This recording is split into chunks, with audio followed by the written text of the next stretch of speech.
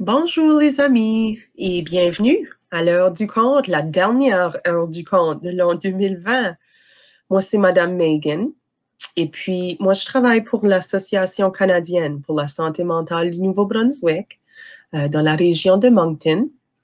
Et malgré le fait que c'est décembre et qu'il fait très froid, nous allons lire un livre aujourd'hui qui prend place au mois de juillet lorsqu'il fait très chaud.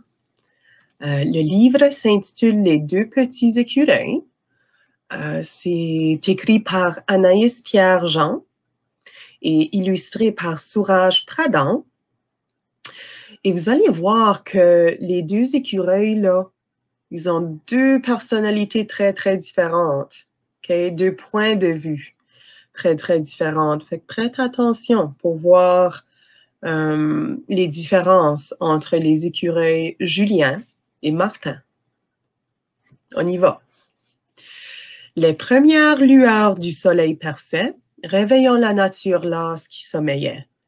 Quelle belle journée s'annonçait. De gaieté, Julien l'écureuil exultait.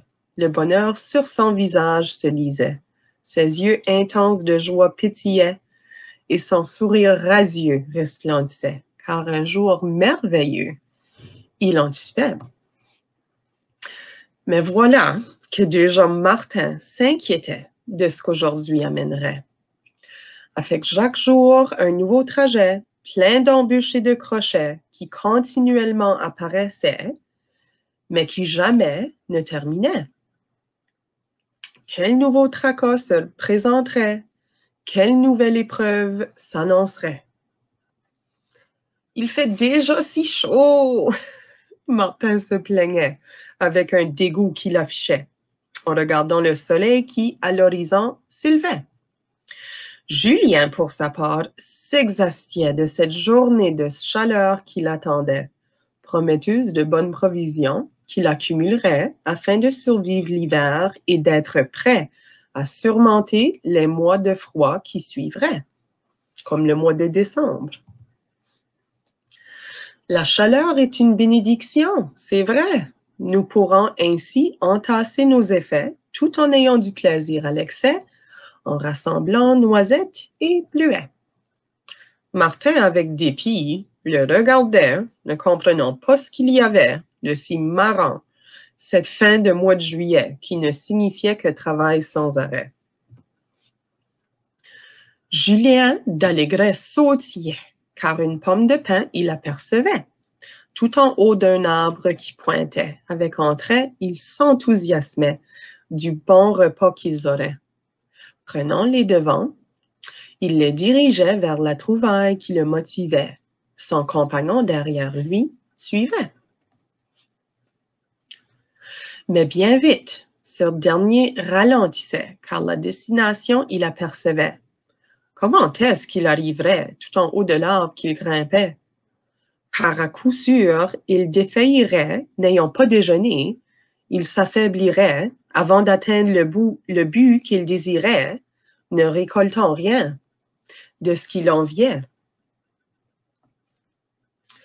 La mine sombre, il maugréait que jamais il n'aboutirait et que pour sa part, il retournerait à leur nid qui était si douillet, où rien de mal ne lui arriverait. Julien, interloqué, s'arrêta net et regarda son ami le regard inquiet, ne sachant pas ce qui l'accommoderait. Il lui dit que déjà du terrain il gagnait et que très bientôt, il parviendrait en haut de l'arbre tout au sommet et que dans un moment, il se délecterait d'un délicieux festin rondelet. Martin se contenta de faire le sourd-muet et rebroussa chemin au grand regret de son ami qui reprit son trajet. Enfin, regarde la face de Julien.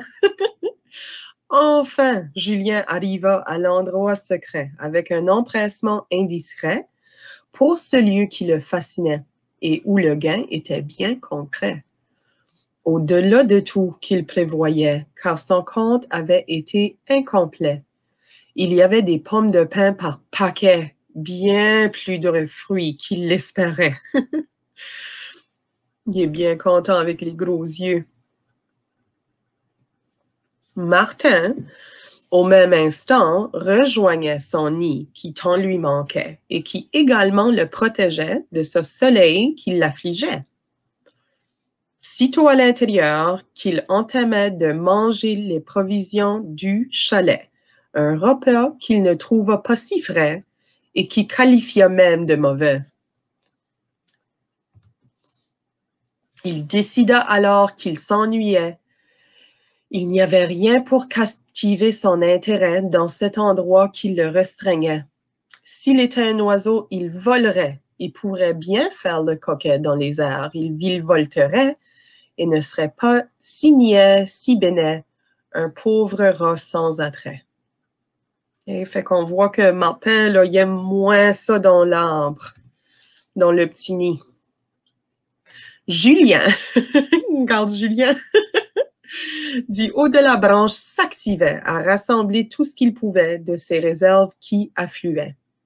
Des oiseaux qui, par là passaient, lui offrirent d'aider son projet en l'emportant avec chaque pomme qu'il cueillait vers le garde-manger qu'il leur indiquait.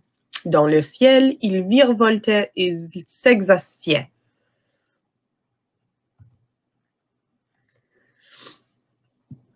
Julien, ses nouveaux amis, remerciait et au-dedans, il savourait cette excellente journée qui se terminait. Il rentra au nid et jubilait. De raconter les détails à Martin qui l'attendait, ce dernier, de mauvaise humeur, se plaignait de son retard qui le dérangeait et d'une journée d'ennui qui lui pesait. Hein? Voyez-vous les différences? Ils ont passé la même journée, ils ont genre fait les mêmes tâches jusqu'à date, mais ils ont deux attitudes très, très différentes, hein? Julien alors s'excusait et lui proposait de jouer à cache-cache sur leur parapet, mais Martin riposta que la nuit tombait. La noirceur bien vite les envelopperait. Il se mit donc au lit et grognait de son lot dans la vie qui l'accablait, alors que Julien souriait d'une satisfaction qui l'envahissait. C'est pour cela que le roi sage proclamait tous les jours de l'affligé sont mauvais, mais celui qui a le cœur joyeux vit un festin parfait. OK? Et ça, c'est la fin du livre. J'espère que vous avez peut-être vu les différences entre la perception de Martin et de Julien et de quelle manière que ils envisagent leur journée. OK? Pensez-y. Et pensez à, est-ce que moi j'aimerais mieux d'être un Julien ou est-ce que j'aimerais mieux d'être un Martin? Moi, je pense que c'est Julien, mais ça, c'est moi. OK? Ben, merci beaucoup d'être là. Merci d'avoir écouté. Je vous souhaite des joyeuses fêtes et un bon petit congé jusqu'à ce que vous retournez à l'école dans le mois de janvier. OK? Prenez soin de vous-même.